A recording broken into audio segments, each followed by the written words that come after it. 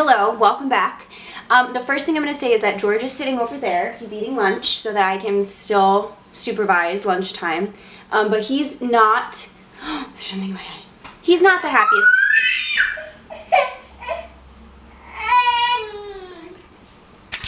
Okay, I'm back. We're good.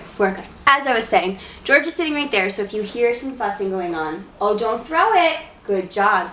If you hear some fussing going on, that's why lunchtime is a hit or miss activity most days. As you can tell from the title of this video, this is not a happy, good news video for Down Syndrome Awareness Month. But part of fairly advocating for and educating about Down syndrome is talking about the hard parts of having a child with Down syndrome. And right now we are dealing with a hard part of our son's diagnosis. And so that's what I'm going to talk about. I'm going to talk about his sleep study results and the next step forward. So George had his sleep study done just about a month ago. Actually, a month ago, almost exactly, almost to the day. And we did that because he snores, he's not a restful sleeper, he tosses and turns, and some other things that we had noticed when George had croup. Yeah. So, our follow-up to that, to get the results, was earlier this week. And this week, we went in and we found out that George does, in fact, have sleep apnea, obstructive sleep apnea. So what they found during the sleep study was that his O2, his oxygen levels, looked great the whole sleep. He just threw his plate of food. His oxygen levels looked great the whole night, which is a great relief because a lot of people have asked me if a baby has sleep apnea, do they need CPAP machines? And some do. I do know some kids and babies with Down syndrome that do have CPAP machines, but they do that because their O2 levels drop while they sleep. So we're very grateful George's did not. He was waking up about 4 times an hour, not totally fully waking up, but coming out of REM sleep about 4 times an hour, which is not a huge concern, but not ideal, obviously. The main thing that we learned during the sleep study is that George's CO2 or his carbon dioxide levels were dropping for 98% of his sleep. They were dropping, which basically is not a danger per se, but it does mean that George is not getting full breaths of oxygen when he sleeps. And so she said that let's see how long that lasts. So basically, like I was saying, his CO2 or his carbon dioxide levels were dipping or too high. Oh, I don't remember. He threw his food again. So basically, the next question then becomes, well, okay, so what do we do about that? How do we solve that? Because one of the issues that she thinks is happening is that because he has this carbon dioxide problem, she thinks he probably wakes up with headaches a lot, which could explain why mornings are so rough with George and why for a long time early mornings were really bad. It could also explain his very random sleepy bouts that he has where even if he takes a good 3-hour nap, he wakes up really tired. Because he's not getting restful, good sleep. So we obviously need to fix this.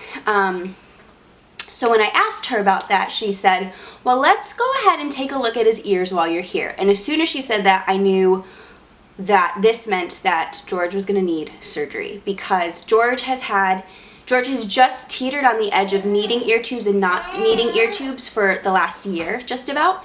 And so we found out...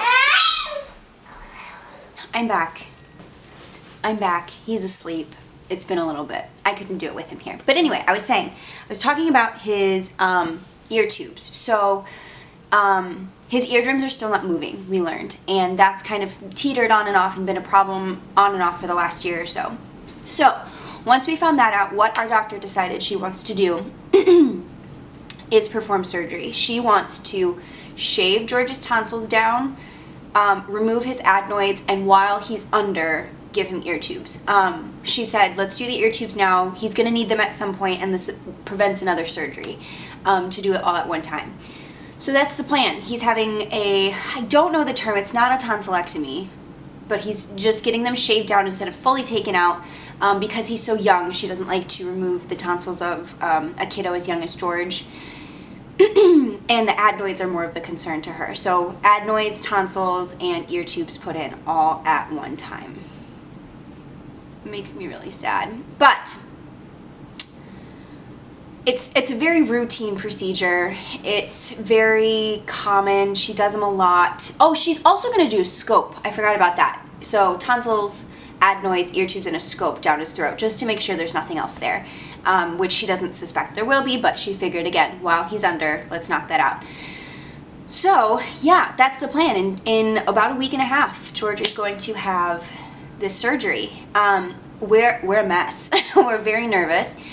I think anytime your kiddo needs anything, it's not fun, but I'm just not excited for the recovery, for his sake. It's just going to be tough. I know it's going to be tough, but I do believe long term this is going to be really helpful for him, and I don't think waiting, I think waiting until he was older would actually make it worse. So yeah, that's kind of the plan, is that Georgie's going to have his first surgery.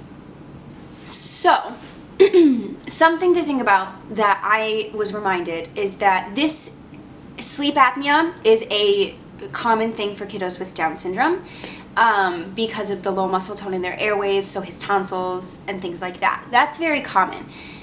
Getting your tonsils, adenoids, and ear tubes, things like that, is a very typical baby toddler thing. My brother had this exact same surgery. He was a little bit older, and my brother does not have Down syndrome. And so it's important to remember that, like, this is both because of his diagnosis and not because of his diagnosis. He likely never would have been diagnosed with sleep apnea if he did not have Down syndrome, because we know to look for it, which is a really, really helpful tool.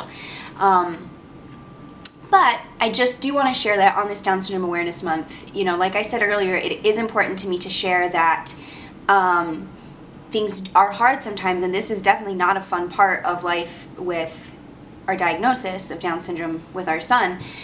But that's not to say that I'd be exempt from this experience if I had a neurotypical child, right? So it's time to, you know, it's good to really hold both of those ideas at one time, which you totally can do. It's just a bummer.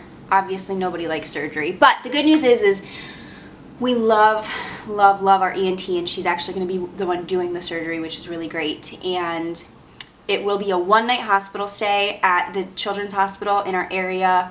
And the good news is that Kyle and I can both go to the surgery and be at bedside. The only thing is that only one of us can stay overnight, which is totally fine, because that means that one person can go home and get some rest and we can trade off. So that's something I'm really grateful for. I wanted to film it today for sure because I'm not going to vlog that day. I'm not going to film any of that because that just seems, I don't know, I'm not comfortable with that because I want to make sure he's comfortable. My priority will not be picking up a camera that day anyway, so I'm not even going to worry about that.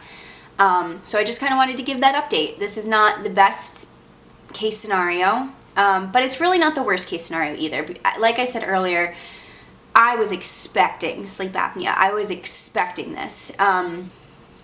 And I also kind of guessed that the solution would be tonsils and adenoids out. The tubes were a surprise, but I kind of assumed the tubes would need to happen at some point anyway. So I'm grateful that this will prevent another surgery. So it's as good of a situation as it can be. We need to resolve this sleep apnea is the thing, and the younger we do it, the better. George, as he's getting older, his temper is becoming more and more prominent, and part of me is now wondering, is his temper because he's not getting restful sleep? And if that's the case, I need to fix that because that's making his life harder. If it's just his personality and he's just a grump, like, not a grump, if it's just his personality and he's just a spicy kid and that makes my job harder, I don't care. I've said that before. But if it is a result of him not getting quality sleep at night, then we obviously need to make that better. So yeah, there's a lot of things that I'm curious about. When he gets his ear tubes in, I'm curious if he's going to start saying more words. I don't have any hearing concerns, neither does she, but it will be interesting to see. And I'm just curious to see what his sleep is going to do, I guess, because he's a pretty good sleeper in terms of, like, letting me and Kyle sleep most of the time. He has really good and really bad stretches, but yeah, I'm very curious to see. And I'll do, like, a follow-up video, and I will film videos about what we do, but I'm just not going to, like, film the day of or anything like that. So that's why I wanted to make that. It is still Down Syndrome Awareness Month. I obviously welcome this part of him because this is motherhood. You know, kids have needs and surgeries, and it's just part of the deal. And so I definitely wanted to share this. It's honestly a coincidence that it happened in October, but I do not want to give an impression through rose-colored glasses. I do want to give an honest, I want to tell an honest story, and this is not fun, this is not good, but it is part of our story, and it is part of Down syndrome. And so now you know, sleep apnea is common in our kiddos, and George is one of them. And again, this is George's first medical thing really at all, so I'm very grateful that we've made it this long without as much as an ear infection. Besides his hospital stay, this has really been it. So I'm very, very grateful. So that's all I have for this video during Down Syndrome Awareness Month. I promise that the rest of the videos this month will be happier and more upbeat and fun, but honest at the same time. So stay tuned. Happy Down Syndrome Awareness and Down Syndrome Appreciation Month, and make sure you're following us on all of our other social medias to make sure you're not missing anything fun, and I'll see you soon. See you later. Bye.